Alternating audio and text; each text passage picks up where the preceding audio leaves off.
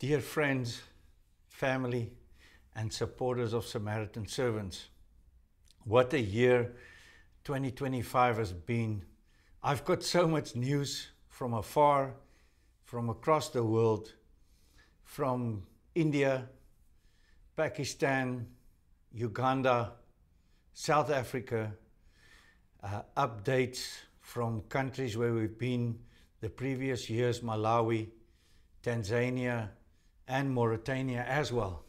And it's been such an amazing experience that the Lord always shows up no matter the hardships. We've had, at the beginning of the year, a list of projects that we had to do. And we asked the Lord, what is the most important project for this year? And here at the bottom of the list, hiding, was $100,000 water project in Uganda.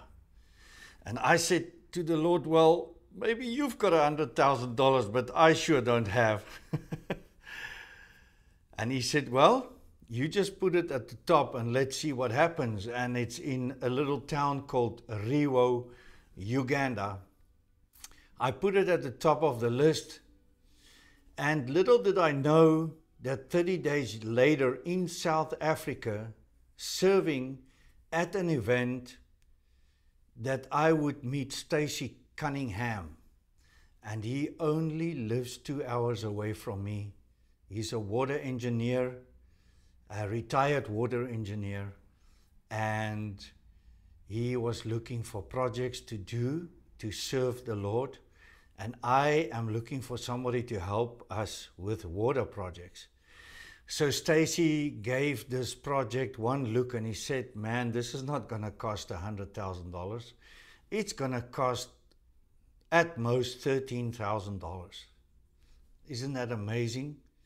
That the Lord took my $100,000 disbelief down to $13,000. Which is quite amazing, because we always think it's about the money, but the Lord sends people. He always makes connections.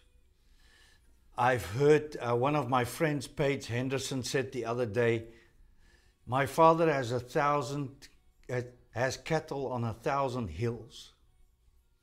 And all you have to ask him is, Father, this project is going to cost you 4 cows. So we need to ask him to provide us the cows. We shouldn't focus on the money. So right after the project in South Africa where we served at Quest, I'll come back to that a bit later, we then moved on to Pakistan and India from there, where in Pakistan we had a girl, if you remember from our newsletters, Savera, sitting in a wheelchair. She was hurt when she was 5 years old by a tractor and she couldn't walk. And long story short, she was given a wheelchair, and then the Lord led us from there to get her into the Pakistan Rehabilitation Center for differently abled people. And she was taken out of slavery. Can you believe that? And then she was taken into that school, and where she gets care, she can stay, she gets washed every night, she can, they can learn, she gets computer classes, and they get all sorts of other classes and help. And from that, we have since taken 6 children through the little school we have in the Brickhill in Lahore. We have taken 6 children out of slavery, and they are all now in normal schools. And I will share a video later this month that we are working on of 6 of the children that gave speeches at the school, which is mind-blowing, the progress that they've made in the last 6-7 months while being in that school. So we praise God for that progress. We also went to India. We looked at drilling a water well in a community where people didn't have water. And the most amazing thing happened because we just went for the inspections. And then on Facebook, we got a donor that said, well, I want to pay for this water well right away. So while we were there, we started drilling the water well and gave water to 1,000 people, which is quite amazing. And also with Emmanuel over there, they have got quite a few wells drilled.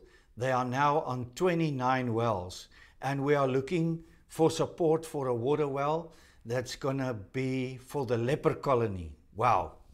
Can you believe that we still have leprosy in the world?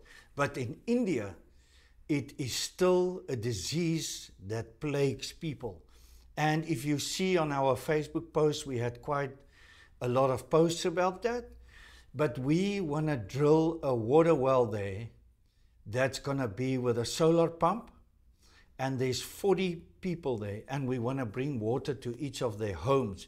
So the project's going to be about around $8,000 that we are looking for. And that we're going to tackle in the new year. The 40 people gets fed weekly from Samaritan Servants. Thank you for your support.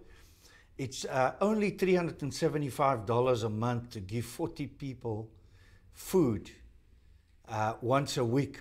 And then they take and they go and cook the little hampers that we give them with all sorts of different ingredients. And then from there, we came back to the US, and then we went to do the project in Uganda that I was talking about earlier. I went with Stacey Cunningham. We went to investigate. We went to look at the whole project. We did estimates, and we got everything together for us to then come back to America and assess what needs to be done, the costs, and work out plans of what we're going to do. And the most amazing thing happened while we were here. We ran into a YouTube video that showed us how to make water wells really cheap from existing springs that are in the mountains where we were. So the Lord actually provided us a way, and I've posted videos of that on Facebook, Instagram, all over the place, that we have now got water in those places with a very cheap option. And we've just returned from that trip. It was very challenging, but we did it, and we gave water to around 2,000 people that live there. And we are also going back to install more of these spring heads and spring boxes to bring water to thousands and thousands of people in the next year that we're going to need support on. Now, I just want to touch base a little with the person that we have in Uganda, Philip Njoroge. He is our on-the-ground person there, an amazing man of God, serving the community, serving us when we get there, and always willing to help, laying down his life. He's never asking us for money or anything.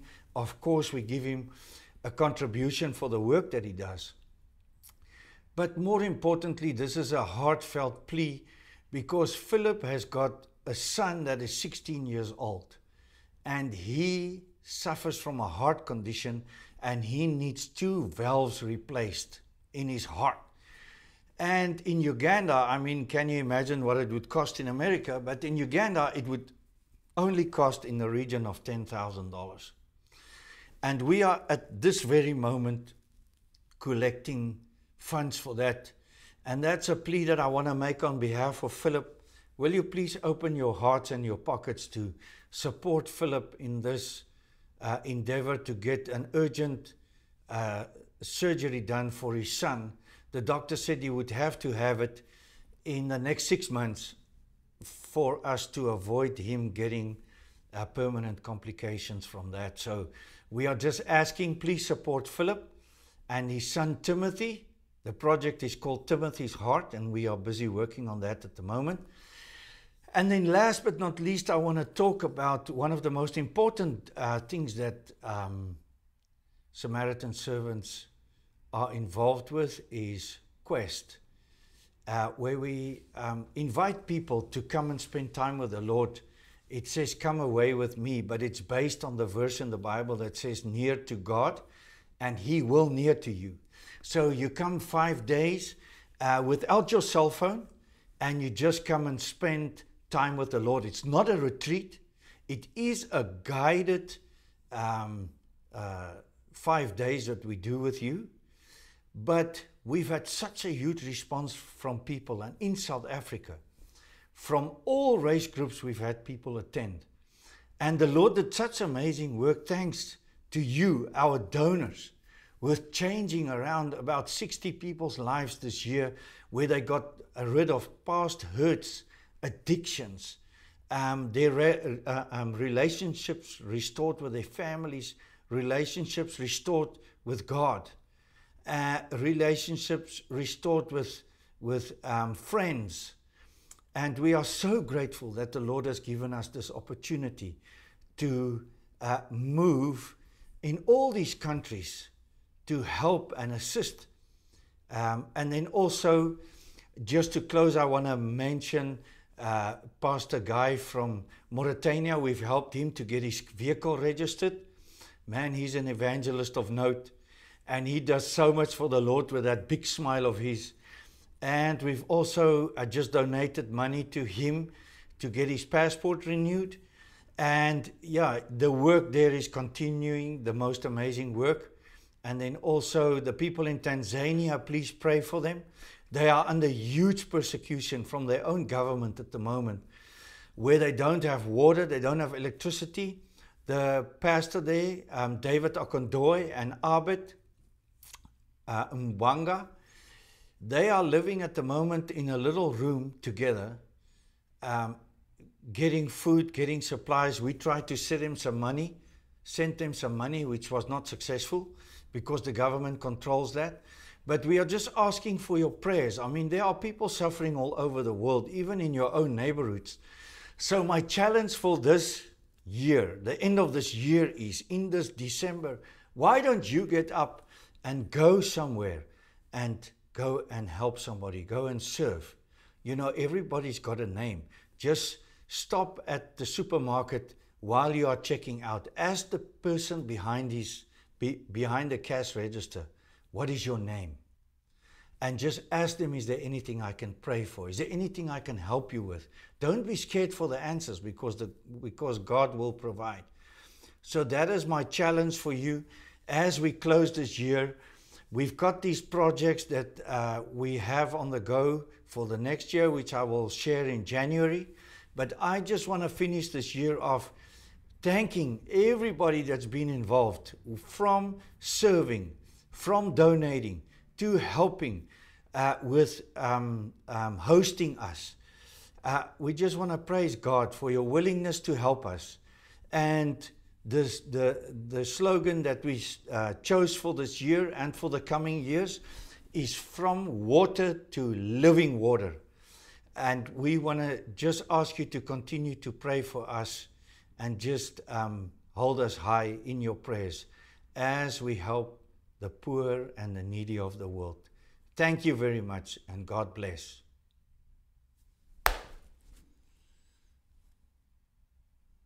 Man, that was a mouthful. Got all in there. We'll